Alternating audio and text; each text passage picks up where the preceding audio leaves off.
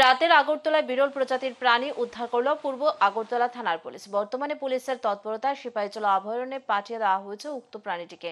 গোটা বিষয় নিয়ে পূর্ব আগরতলা থানার ওসি রানা চ্যাটার্জি দাবি করেছেন, গতকাল যখন নির্ধারিত পুলিশের পেট্রোলিং চলছিল তখন জনৈক কনস্টেবল বিজয় দাপরমা দেখতে পান পুরাতন আগরতলা জেলের পেছনের দিকে কিছু একটা প্রাণী রয়েছে। তখন তিনি অন্যদের সাথে নিয়ে এই বিরল প্রজাতির লিওপার্ড জাতীয় প্রাণীটিকে উদ্ধার করে থানায় নিয়ে আসেন।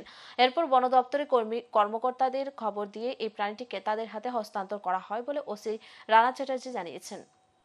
পূর্ব থানার পুলিশের বিট পেট্রোলিং কনস্টেবল বিজয় দেববর্মা, সে বিট পেট্রোলিং করছিল। তখন সে জেলের পিছনে, পুরানো জেলের পিছনে যখন পেট্রোলিং করছিল তখন সে লক্ষ্য করে যে কিছু সংখ্যক লোক ছিল এই ধরনের বিরাট প্রকৃতির জিনিসটা, তারা প্রাণীটাকে লক্ষ্য করার পর তারা এটাকে রেস্কিউ করে।